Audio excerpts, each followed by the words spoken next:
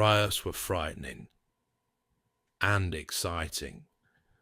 I remember waiting in the back of the pig, an armoured troop carrier at the top of the Falls Road, to act as QRF, a quick reaction force if a march got out of hand. Adrenaline was pumping through my body. There was excitement and tension in the air, and I looked at the faces of my friends.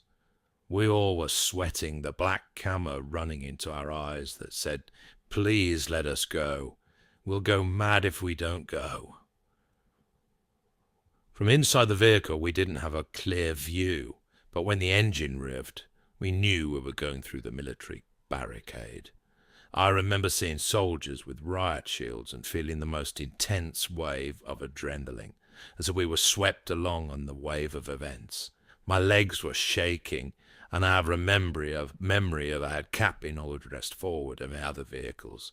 As soon as Widdy bust, I was overwhelmed by a noise coming from the west up near the Divis Flats. It was a very heavy, rumbling kind of noise, like a big train.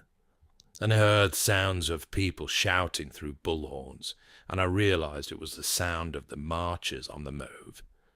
The crowd is an animal. If you have ever been to a football match, you understand.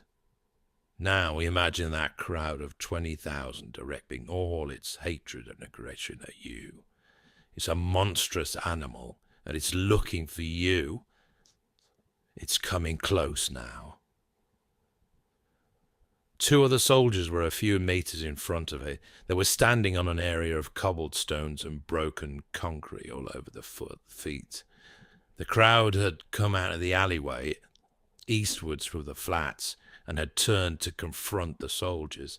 They were stoning them with big stones and cobbles. One of the soldiers had a rubber bullet gun and the other had a rifle. The one with the rubber bullet gun was loading his gun and as fast as he possibly could and firing out at the youths who were coming back and forth from the alleyway, but he was losing ground and he knew it. These two were under pressure, and the other soldier with a rifle shot a live round. I was really surprised, but he pointed the fire above the heads of the youths. But I had a bad feeling that someone was going to go wrong. About 20 of the rioters were advancing towards us and were throwing stones and other missiles at us with vengeance. One of my mates was armed with an anti-riot gun and fired a number of rubber bullets in an attempt to disperse the 20 who were attacking us. They were about 30 meters away this time. There was a crowd of about 50 people milling around in front of the barricade, which was built across the street. They rushed towards us, so more rubber bullets were fired to split them up. Then from behind the crowd came a man carrying his own what I judged to be a nail bomb. It was lit as I could see the smoke coming from the fuse.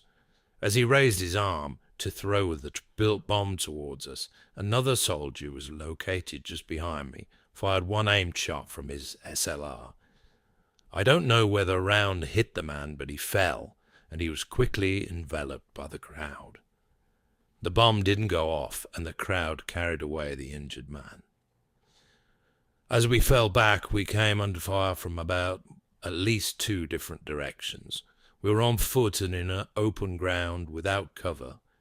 Numerous rioters were near the flats, so we advanced about 30 yards and came under sniper fire, which sounded like a rifle to me.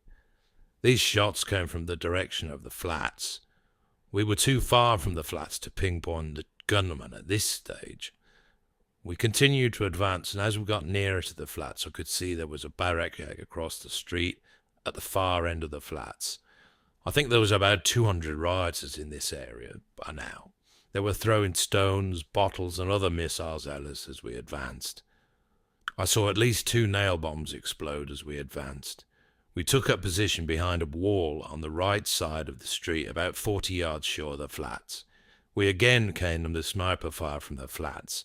I think this gunfire was coming from the second floor of the flats and the third window along, so I fired 3 aimed shots at this window, and the sniper fire stopped.